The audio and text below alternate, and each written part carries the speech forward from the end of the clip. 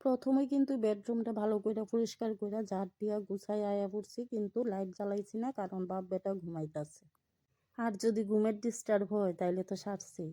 যেহেতু আমি অনেকটা ভোরবেলা উঠি, তো তারা তো এত ভোরবেলা উঠা কোনো কাজ নাই। সেই কারণে আমিও চাই না ডিস্টার্ব করতাম। তবে হ্যাঁ, অনেক সময় ডিস্টার্ব হইয়া যায়গা, কাজ করতে গেলেও তো আওয়াজ হইবই। তার আগে আমার পরিচয়টা দিয়া নেই। তো হ্যালো এভরিওয়ান, আমি অপরাজিতা, ছোট্ট রাজ্য ত্রিপুরা থিকা। যদি আমার ভিডিও তোমার কাছে ভালো লাগে তাহলে অবশ্যই আমার চ্যানেলটার একটা লাইক কইরা, সাবস্ক্রাইব কইরা আমার পাশে থাকতে পারো। আর হ্যাঁ, তোমরা কে কোন জায়গা থেকে আমার ভিডিওটা দেখতেছো অবশ্যই কমেন্টে জানাইও, তাইলে আমার খুব ভালো লাগবে। জানো, ভোর ৫টার সময় উঠে সেরা আগে অন্ধকার থাকতে উঠে ঠাকুরের ফুল টুল তুইলা ঠাকুর ঘরের কাজ মোটামুটি সাইরা তারপরে কিন্তু আমি আয়া সেরা আমার ঘরের কাজে হাত দিই। কয়েকদিন ধরে ভোরবেলা এত ঠান্ডা পড়ছে না, সকালবেলা স্নান কইরা পূজা দেওয়াটা হইতাছে না।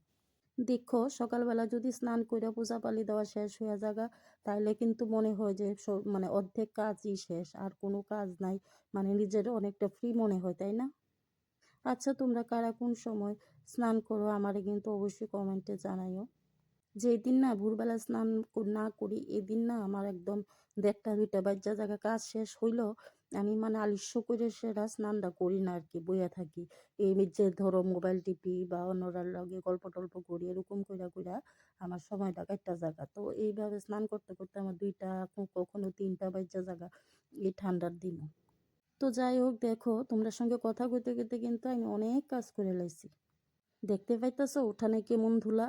আর কিন্তু জল দিয়েও ঝাড় দিতে পারি না, আর যেহেতু বালু, তারপর তোমার ইটের টুকরার মতো আছে, কাজেই আমি জল দিয়ে যদি ঝাড় দিতে যাই আছে না, আমার মানে কেমন জানি বালি দিয়ে আছে না, ভারী ভারী হয়ে যায়, আর ঝাড় দিতে পারি না। তো দেখো, আমি উঠানটা ঝাড় দিয়া আমার ঘরের মধ্যে যে গাছটি লাগাইছি আমি এটারে কিন্তু খুব যত্ন করি, খুবই যত্ন করি, কিন্তু আমার জানা নাই যে এটির মধ্যে কি দিলে আরো ভালো সুন্দর সবুজ হয়ে উঠবো। তোমরা যদি কারোর জানা থাকে তাইলে কিন্তু অবশ্যই আমার কমেন্টে জানাইও। তো এখন বাজে ঘড়ির কাঁটায় ৭টা, বাপ বেটা ঘুম থেকে উঠছে। তো অলরেডি আমি কিন্তু আগেই এই ঘর মোটামুটি একটা ঝাড় দিয়া নিছি, তবু অক্ষণে আবার ঝাড় দিমু দিয়া মুছুম আর কি। তো সোফার মধ্যে যে কাপড়টি আসলো এটির ওখানে ভাঁজ কইরা নিমু। জানো, আমার সব থেকে বেশি বিরক্তকর কাজ কিতা? আমার সব থেকে বেশি বিরক্তকর কাজ হইছে কাপড় ভাঁজ করা। ভাই রে ভাই, আমার এত বিরক্ত লাগে কি কমু। আচ্ছা, তোমরাও কি আমার মতো এমন বিরক্ত লাগে?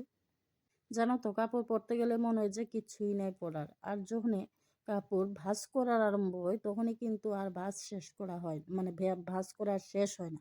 একদম বিরক্ত লেগে যায়। আর তাছাড়া অক্ষুণ্ণ তো হচ্ছে শীতের দিন, শীতের দিনে দেখো কাপড় চোপড় কিন্তু এমনিতেই বেশি থাকে, আলনার মধ্যেও জায়গা হয় না। যেহেতু মানে পুরুষ লোকের জ্যাকেটটি এটি তো একটু মোটা বেশি, তো এই কারণে আর কি। এই পর্যন্ত যারা যারা আমার ভিডিওটা দেখছো, তোমরা কিন্তু অবশ্যই আমার কমেন্টে জানাইতে ভুললো না যে আমার ভিডিও তোমার কাছে কেমন লাগছে। যদি কেউ ত্রিপুরার থেকে ভিডিওটা দেখে থাকো অবশ্যই আমার কমেন্টে জানাইও, কারণ আমি কিন্তু একজন ত্রিপুরার মেয়ে প্লাস ত্রিপুরার বউ। যাই হোক, আজকের মতো ভিডিওটা এই পর্যন্ত। দেখা হইব নতুন একটা ভিডিওর সঙ্গে। টাটা।